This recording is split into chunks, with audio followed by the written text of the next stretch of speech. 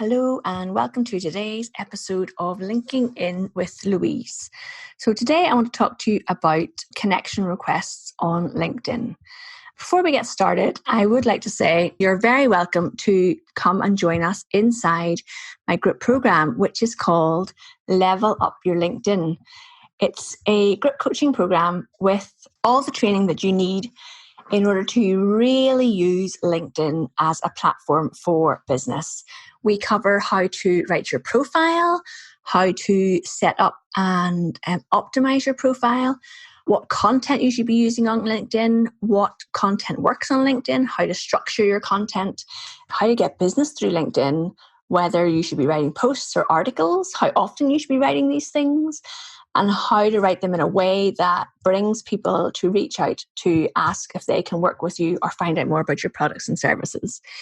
It's a course that you work through in your own time, and then we have a monthly Q&A call for all the members where basically it's like office hours. So you come along to the office hours and you can ask any question you want to know about using LinkedIn for your business, and you get my eyes on your profile and your content and feedback about what you're doing on LinkedIn and how you could maybe make improvements or adjustments to your LinkedIn activity. So it costs £45 a month for 12 months. Once you're paid up in full, then you stay in the group and you stay in the monthly calls, but you don't pay any more money. So the course itself has 6 modules, and I'm actually going to be adding to the course because there are new features on LinkedIn that we discussed last week. And actually, there are even more new features that I have found in the last 24 hours. So it's constantly updated, and the idea is to keep you up to date with how to use LinkedIn and really understand how to use this platform to build your business. I did a workshop this week for a local organization, Business First. And in the 1 hour, it was 2 hours, it was a 2-hour workshop. And after half an hour, one of the attendees said that one thing that I taught him in that first half hour was worth the price alone for the entire workshop. So if you want that kind of aha moment with your LinkedIn, come and join us inside Level Up Your LinkedIn. I'm really, really enjoying working with the people in that group. And it's my happy space, helping people to understand how to use software that can really help you grow your business. One of the ladies in the meeting this week said that the reason that she works with me on her LinkedIn is because she feels that I teach things in a very pragmatic way. So there's not a lot of time wasted and hot air and fluffing about or fluff. It's like we get stuck in and we go right into here's how to use LinkedIn to help your business. So I'd love to talk to you more about it. If you want to have a chat with me, please reach out. And one of the new features I found on LinkedIn is the ability in the LinkedIn Messenger that you can schedule a time to meet with me, which is amazing. So that's a brand new feature that I just found out last night. But that's not what we're going to talk about today. Today, we are going to talk about connecting on LinkedIn. So how do we decide what connection requests to accept on LinkedIn? How many connection requests do you get in a day? And how many do you turn down? How many do you send yourself to build your LinkedIn network? It really depends on what you're getting from LinkedIn. I suggest that you reach out to connect with people every time you're on LinkedIn. And that's something that we cover actually inside the program. So what size is your LinkedIn network? Does it matter? The more people you have in your network, the more people see your content, right? Or is that the case? Do you have a small but mighty network of connections, or do you have an enormous network who aren't really interested in anything you have to say? When you log on to LinkedIn, have you got 10,000 people in your network and you are bored to tears with the content you're seeing in the newsfeed?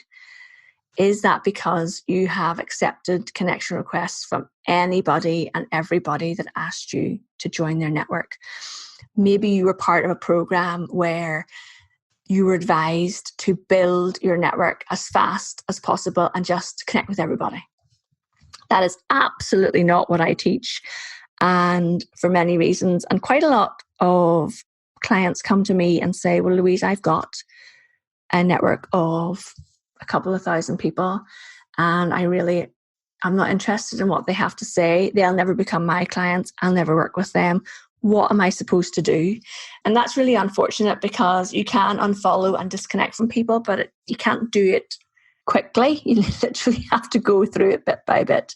So if that is something you've been taught, please stop doing that now and consider building a valuable network instead.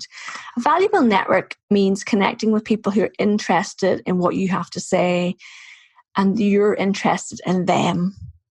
You are sharing content that helps them, or they are following you because they're interested in what you're sharing, okay? Are you turning down potential clients by being too selective on who you accept into your network? So there's a balance here, okay? I put out a question on my LinkedIn to ask people what they thought about connecting. Did they accept everybody's connection requests, or did they have a strategy around it? And this is something that I like to do on LinkedIn. And it's a great strategy to have because you get lots of people answering, which is really good for your visibility. So Moira Mackey, who is an executive coach, said that unless you already know somebody or they look really interesting, she will not connect with them. She's been getting fake tailored connection requests. And I know what she means. Like it's like a standard copy and paste. I've been checking your profile and you look like we've got a lot in common. Let's connect. Also, something that puts Moira off is one that says, I help coaches to do something. I'm on the fence with the helping headline, to be honest. For some people, it makes a lot of sense. For other people, it doesn't quite work. So it's up to you what you want your headline to be. Be aware that you can change your LinkedIn headline whenever you want. And I have an article about LinkedIn headlines on LinkedIn in my profile that you can go and have a read through and decide for yourself. All right. What puts you off in terms of connections? I know what puts me off is somebody sends me a connection request and immediately launches into sales. Sends me a link to their software. In fact, if I look at somebody's connection request and I see that they are a salesperson for particular software, I just don't accept a connection request in the first place because I know they're going to launch straight into sales. So Corey Zacher, who is an OBM in America, says she rejects a connection immediately if it's immediately salesy, or removes a connection if they start off nice but immediately send a link to something salesy. And Corey and I are in the same camp there, definitely. Sarah Robinson, who is a Google Ads expert with her business is called Platypus, says, I used to accept most, but after one too many sales pitches and a few serial whingers, she's now far more selective. And she says they have to be in a location she would live or do business in. And if there's no introductory post, they have to be in her industry or have mutual connections. So I like the fact that Sarah, Corey, and Moira have thought about this and have a decision-making process in place. Talking of decision-making processes, Rhonda Peterson commented. So Rhonda is a business coach in North America as well. And she said, great question, Louise. My decision process involves a few layers. I like that Rhonda has thought about this. Number one, does this person look legitimate or do they look like a scammer? We would need to dive into that a bit more, Rhonda, to see how do you decide that? Have they taken the time to write a note? Yes, absolutely. Now, if you send connection requests from your mobile, you might just hit connect and skip the bit where it says send a note. Whereas on a laptop, when you click connect, it says there's a prompt comes up and says, would you like to add a note? So some people might not realize that and have just sent the connection request on their mobile. Rhonda wants to know what they have in common and are they genuinely interested in mutual benefit or are they just trying to pitch me? Can you get from these responses here that people do not want sales pitches in their LinkedIn inbox on first connection? It's not what it's for. It's about building relationships with people and not just going straight for the pitch. And I know a lot of people disagree with me on this. This is how I use LinkedIn and it's what I teach my clients and it works. It absolutely works. So it depends what kind of person you are. Are you having success? If you are somebody who sends a sales pitch straight away, are you actually having success with that? or if you built up a relationship with somebody first and then told them about your services, are you having more success with that? I would love to hear from you if you're doing the first and you think, well, what is Louise talking about? It works for me. I would love to talk to you about that. Okay. What about if you have built up a massive network of people because somebody else told you this was the way to go with LinkedIn? What do you do now? So one of the members of my workshop, my LinkedIn workshop this week, said that's exactly what happens. A trainer came into their business and said, get as many connections as you possibly can because more people are going to see what you post on LinkedIn. The reason that doesn't work is because if you have an enormous network of people and you post stuff on LinkedIn and they do not care about what you're talking about, they're not going to engage with it. So nobody's going to see your post anyway. It's kind of pointless. If you have 500 people who are really interested in what you're talking about and you get a conversation going where you get 60 or 70 comments on your post, so many more people are going to see your content than the enormous vacuous network that you built because that's what you're advised to do. Okay, you can remove connections and you can unfollow people in your network. Rebecca Arbona, who is a brand strategist in California, says, this is something I struggle with, as you recall. So Rebecca and I have talked about this. I've gotten better thanks to your advice about not accepting every request to connect that comes along, but I still haven't been strong enough to go out there and delete all the less relevant ones I previously added. I mean, Rebecca, it's also about having the time to do it too. Some people actually hire a virtual assistant to do this work for them. And it's really up to you what you want to do. My advice here is if you log into LinkedIn on a Tuesday and all you see in the feed is stuff from people you're not interested in, just unfollow those 10 people and then hopefully get into a process of doing that every time you go onto LinkedIn, and hopefully your feed becomes more interesting and more relevant to you. Also, if you're always commenting on one particular person or a couple of people's posts, those are the posts you're going to see in your newsfeed when you next go to LinkedIn. That's another piece of advice. All right. So someone sends you a connection request. What do you actually do? Look at their profile. Are they of interest to you? Where do they work? What company do they work in? Are they in a similar role or industry to you? Look at their activity. Do they post stuff that's actually interesting? Do you have mutual connections? That's another one that would be really interesting to see. So Ruth Franklin, who runs Secret Maldives, a sustainable ecotourism business in the Maldives, how lovely, says, I check out their profile, their industry, their job role and their destination. I take into account if any of my key contacts are theirs, and from that overview determine if they're the right fit for my business network and will they add value.